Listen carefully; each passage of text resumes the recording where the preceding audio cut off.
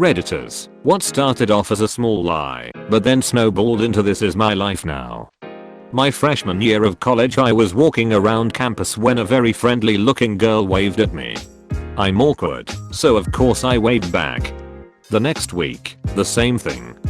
This began the weirdest saga of my life. For the next 2 years, we greeted each other as old friends every time we came across the other. She knew my name, somehow, I never could figure hers out, and it was way too late to ask. I just pretended I knew who she was, and why she knew me. Finally, I joined the honors program, and entered my classes for my thesis. Who should be in this class but mystery girl? I was horrified. I wouldn't be able to pass it off anymore. First day of class, we are all sitting there chatting, and she greets me by name, again. I had finally learned her name from attendance, thank God. Someone asks, finally, oh, so do you two know each other? Where'd you meet? Silence. I stare at her. She stares at me. Finally she breaks down wailing. I don't know. I don't know. Okay, we've just been waving at each other for 2 years, and it was too late to ask. She's standing in my wedding next spring as one of my bridesmaids and very best friends. Told a small lie to a girl I was texting, that I love running, dunno how it sold, because I was fat. Started running the second after I sent, that 5 years later I went from 298 to 180. Not bad. I have one. A good friend of mine did not have an umbrella on a very rainy day. One of her coworkers offered her a lift home. One lift home turned into 2, then 3, until he was shuttling her to and from work every day for months. This coworker is also a very good baker. He would make these lovely cakes and pastries and offer them to her, which she politely took every day.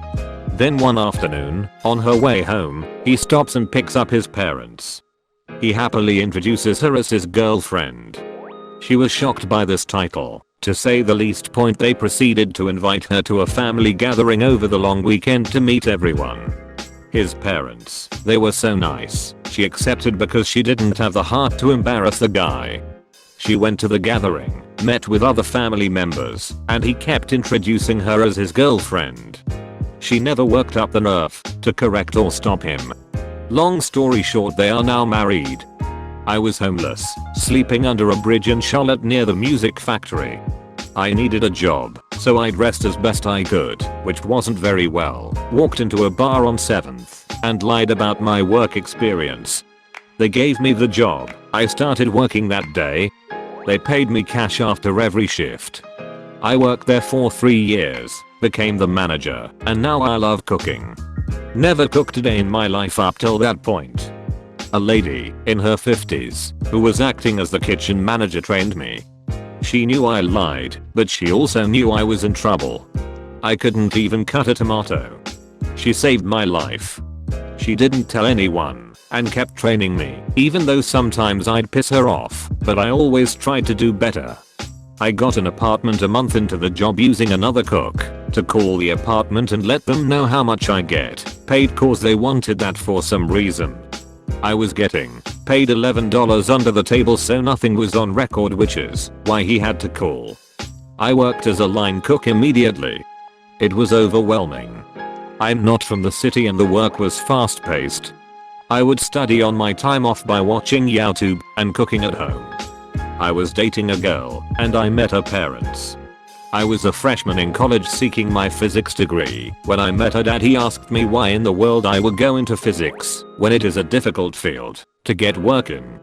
Thinking on the spot, I said, yeah, I've thought about that too, and I've decided to switch to mechanical engineering. Well, I'll be getting my mech engineering degree this May. I became friends with one of the managers at Panera. One day as I was giving a cashier my order, he told her to give me the same discount as they give to firemen, police, and paramedics, I think. He just chose this discount as it was an easy button to push on the register. Well, this cashier really thought I was a fireman. I'm not. So for the next 2 years this cashier gave me the discount. Even if she wasn't serving me, she would go out of her way to tell the cashier that was helping me, he's a fireman, give him the discount. It snowballed into such an awkward situation that I didn't know how to get out of it. Luckily that cashier eventually transferred to another store and I now happily pay full price. Somebody thought I was Jewish and I didn't want to correct them because I hate confrontation.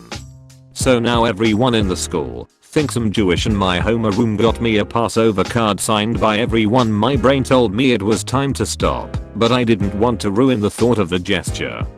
My mother was a super control freak, so one of the ways I would avoid home was after school extracurriculars. I got the date wrong on a math team meeting, so I lied to my mom about it while actually attending the debate team intro meeting. I probably didn't need to lie, but it was always safer to not disrupt her precious schedule. Eventually, debate became a regular activity for me to avoid home. In 3 years, I was a state semifinalist and in college, I coached the high school national champions and turned that into a free ride for a master's degree. I moved to a new city when I was in 6th grade, and on the same day I started 2 other boys started, and they both knew how to skateboard, so I lied and said I did too. Then for months I lied about being able to skateboard to them and other kids at the school, and I never came clean because I didn't want anyone to call me a poser. So I bought skater boy clothes and a skateboard and learned how to skateboard because I lied about knowing how to skateboard. Still skating since then. I'm 27 now. An electrician came and priced up a job at our rental property. He greeted me with "Hi Ian. I've come to price some work up." I replied, "Yep, that's me. My name is not Ian, it's not even close to Ian." I was too British to correct him with his error, so I just went along with it. It's not the worst lie I've ever come out with. In my head I'm thinking, at worst the guy is just going to call me Ian again when he leaves. He was in my flat for a good 20 minutes, calling me Ian during conversations we had. Not once did I correct him, just stayed in character as Ian. Weeks went by, and he eventually came back to do the work at the flat. My missus and me had the day off. I had forgotten about the whole Ian thing until that day, so I explained to her that if she talked to me that day to call me Ian. It's just easier. Living in a college town, every year around spring graduation there's 1 or 2 I'm here to see my kid graduate, but I haven't been able to locate them families. Usually kids that stopped going, pocketed their parents' money, and or just gave up and couldn't handle telling the family. It ends sadly sometimes. That's a big lie/deception to deal with and maintain. It almost always comes to a head. This is one that doesn't bother me. I had a coworker with memory issues or dementia and he called me Kevin once in a while, not my name obviously. It made me laugh, and one of my coworkers started calling me Kevin and telling new employees that's my name. This was 3 years ago, and it is still going. At the same time I told my son, who thought it was hilarious, and somehow it morphed into me calling him Kevin, and my cat too. So I would yell downstairs, "Kevin, is Kevin down there?" My son told his best friend, and they started calling each other Kevin. Now when I see my son's friend I call him Kevin. For this story to come full circle, my son and said friend came to my office and I introduced them as my son Kevin and his friend Kevin. Also my sister now calls my son Kevin. In Vegas for a bachelor party. I was 21 or 22 at the time. Got wasted. Made a bet with a friend while we were out at the club. If you're wrong, you have to pretend to be British the rest of the night. I lost. I was British. Met a girl who started talking to me because she overheard me saying some bullshit to my friends in a British accent. She thought that I was British. I went with it. I slept with said girl. Had to wake up hungover the next morning and continue to be British. She said that we should hang out again that night. Sure. Meet said girl, and she's brought all of her friends, who all think that I'm British. So I'm British again, but around more people. My friends are dying every time I talk. One tried to be Australian around the girl's friends, but was called out for being a fraud. My fraudulence continued to go unnoticed.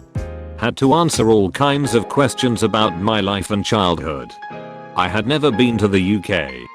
Fortunately, I was an English lit major and also watched a 3 or 4 British movies.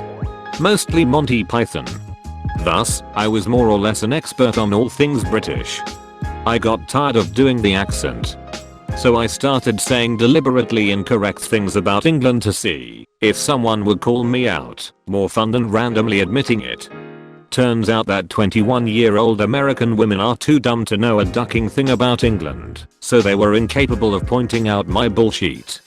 I like to think that, to this day, 12 years later, there are girls out there who think that the British invented tea and only drink it on Wednesdays, that Cromwell was a benevolent leader who gave out free pheasant to the impoverished Irish, that James Bond was written by an Indian guy, and that the only reason that Brits are known to dress nicely is because it's illegal to not wear a tie on weekdays. The accent took over my mind so completely that when a guy in line at that restroom said something to me in a very clearly English accent, I instinctively responded in an English accent. He got excited. I realized what I had done, but just went with it. He introduced me to his friends, mates.